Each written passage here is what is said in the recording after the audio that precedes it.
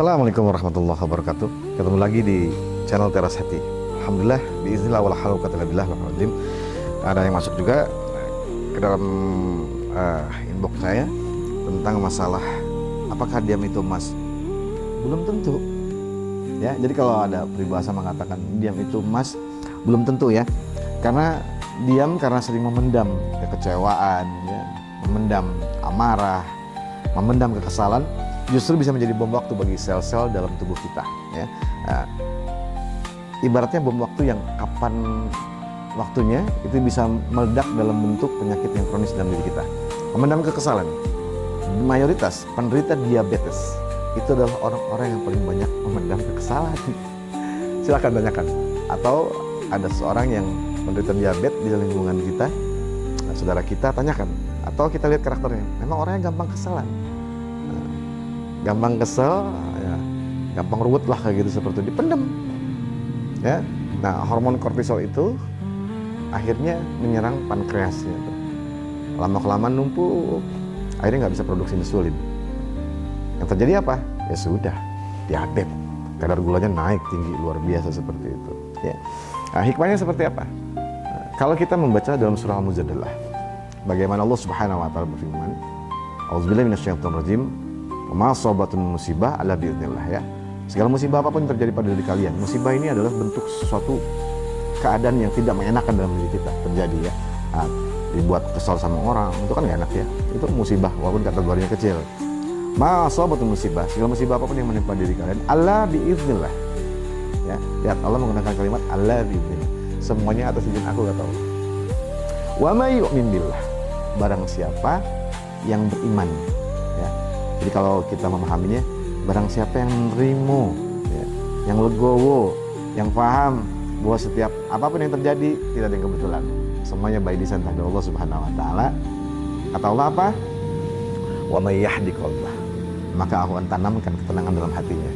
Artinya ada orang-orang walaupun tekanan kehidupannya luar biasa keras, luar biasa berat, tapi kok orangnya santai, ya, nyaman saja, biasa aja gitu. Kelihatannya happy aja, ya, dan sehat-sehat saja. Nah, artinya orang seperti ini sudah paham bahwa dalam kehidupannya tidak ada yang kebetulan. Allah sudah uji kita dengan berbagai macam persoalan-persoalan. Ada yang membuat kita sedih, membuat kita marah, membuat kita jengkel, dan lain semuanya. Jangan pernah lihat siapa yang menyakitinya, tapi siapa yang mengizinkan yang terjadi, yaitu Tuhan kita semuanya, Allah Subhanahu Wa Taala. Ketika kita melihat itu, maka insya Allah kita memahami dan kita berusaha menerimanya sambil terus kita belajar, ya, pelan-pelan merilis.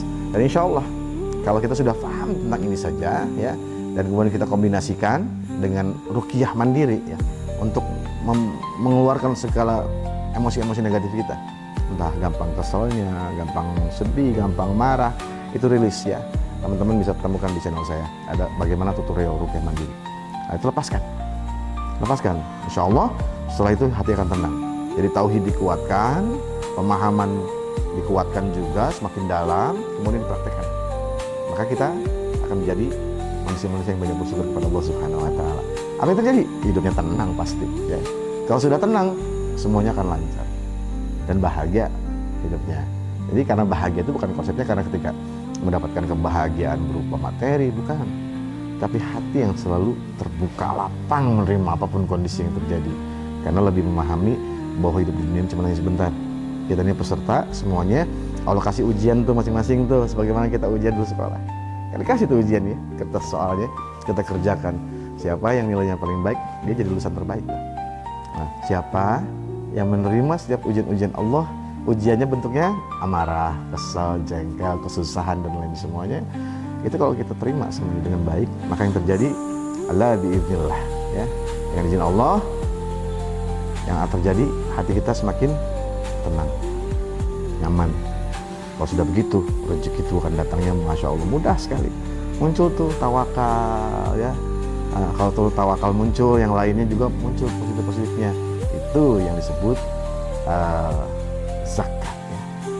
Membersihkan negatif-negatif kita. Karena sesungguhnya wallahu yuhibbu mutatahhirin.